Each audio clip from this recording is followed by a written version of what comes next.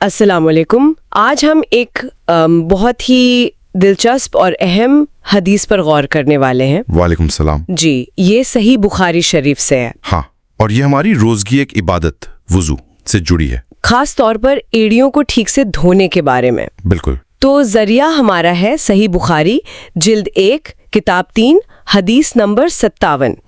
حضرت عبداللہ بن عمرو رضی اللہ عنہ سے یہ روایت ہے. جی.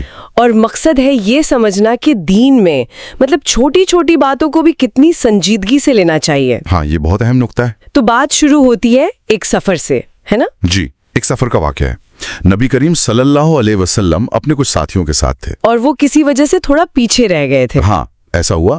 اور جب وہ آگے اپنے ساتھیوں کے پاس پہنچے تو انہوں نے کیا دیکھا؟ انہوں نے دیکھا کہ صحابہ کرام جو ہیں وہ عصر کی نماز کے لیے وضو کر رہے تھے اور وقت شاید تنگ ہو رہا تھا. اچھا، یعنی جلدی تھی. ہاں، جلدی تھی. سفر کی تھکان بھی ہو سکتی ہے.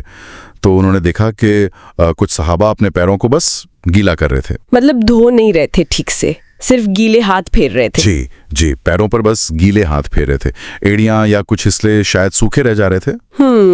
یہ تو عام طور پر ہو سکتا ہے جلدی میں. ہو سکتا ہے، لیکن دیکھیے، وضو تو نماز کی شرط ہے. اگر وضو ہی صحیح نہیں ہوا تو نماز کا کیا ہوگا؟ بالکل، نماز نہیں ہوگی. اور پیر دھونے کا حکم ہے، صرف گیلا کرنے کا یا چھونے کا نہیں. ہر حصے تک پانی پہنچنا ضروری ہے. تو جب نبی کریم صلی اللہ علیہ وسلم نے یہ منظر دیکھا تو ان کا رد عمل کیا تھا؟ انہوں نے کوئی نرمی نہیں دکھائی اس معاملے میں. اچھا. جی، انہوں نے فوراً اور بہت زوردار بلند آواز میں ایک بات کہی. 2 یا 3 بار دہرایا اسے. کیا فرمایا انہوں نے؟ انہوں نے فرمایا، وَيْلٌ لِّلْعَقَابِ مِنَ النَّارِ. وَيْلٌ لِّلْعَقَابِ مِنَ النَّارِ. اس کا مطلب کیا ہے؟ ایڑیوں کے لیے آگ سے تباہی ہے. جی ہاں، بالکل یہی مطلب ہے. ایڑیوں کے لیے ہلاکت ہے آگ سے. یہ تو بہت سخت بات ہے. صرف ایڑیاں ٹھیک سے نہ دھونے پر اتنی بڑی وارننگ، آگ کا ذکر. ہاں، یہ واقعی بہت سخت تاکید ہے. اور یہاں آگ سے مراد جہنم کی آگ ہی ہے. علماء یہی بتاتے ہیں. تو مطلب ذرا سی لاپرواہی اور نتیجہ اتنا سنگین. دیکھیں، یہ صرف ایڑی سوکھنے کا معاملہ نہیں. یہ اصل میں اس رویے کی طرف اشارہ ہے کہ ہم عبادت کو کتنی سنجیدگی سے لے رہے ہیں. کیا ہم اس کے ارکان پورے کر رہے ہیں؟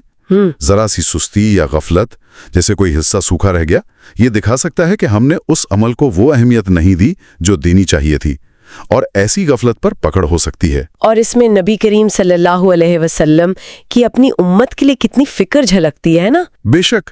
ان کی شفقت دیکھیے کہ وہ نہیں چاہتے تھے کہ کوئی چھوٹی سی دکھنے والی کوتاہی بھی امت کے لیے آخرت میں نقصان کا سبب بنے. تو یہ ہمیں سکھاتا ہے کہ دین کے کسی بھی حکم کو چھوٹا نہیں سمجھنا چاہیے. بالکل.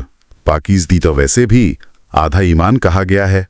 اس میں کمی کیسے برداشت ہو سکتی ہے؟ صحیح کہا. تو مطلب عمل کرنا ہی کافی نہیں ہے، اسے صحیح طریقے سے اس کی شرطوں کے ساتھ ادا کرنا ضروری ہے. جی ہاں، یہ رسم ادائیگی نہیں ہونی چاہیے. پوری توجہ، پوری احتیاط. تو اگر ہم اس پوری گفتگو سے کچھ اہم باتیں نکالنا چاہیں تو پہلی بات تو صاف ہے جی کہ وضو کرتے وقت بہت دھیان دے. ہر وہ حصہ جسے دھونا ہے وہ اچھی طرح دھلے. ایڑیاں ہوں، کوہنیاں ہوں، انگلیوں کے بیچ کی جگہ. ہاں، یہ تو بالکل پریکٹیکل بات ہو گئی. کوئی چیز سوکھی نہ رہے. اور دوسرا، شاید زیادہ بڑا سبق، وہ یہ کہ دین کے ہر حکم کو سنجیدگی سے لیں. کوئی چیز معمولی نہیں ہے. اور یہ ہمیں اپنی زندگی پر بھی غور کرنے کی دعوت دیتا ہے. کس طرح سے؟ کہ ہم اور کہاں ایسی چھوٹی چھوٹی لاپرواہیاں کر جاتے ہیں. سوچتے ہیں ارے اس سے کیا فرق پڑتا ہے. ہاں، یہ تو ہوتا ہے. لیکن شاید اس کا نتیجہ یا اثر ہماری سوچ سے کہیں زیادہ بڑا ہو سکتا ہے. صحیح بات ہے. عبادت میں جو احتیاط اور توجہ ہم دکھاتے ہیں یا دکھانی چاہیے، وہ زندگی کے دوسرے معاملات میں بھی نظر آنی چاہیے. بالکل. اور شاید ایک آخری بات سوچنے کی یہ ہے کہ زندگی کے اور کون سے ایسے پہلو ہیں جہاں ہم چھوٹی چیزوں کو نظر انداز کر دیتے ہیں.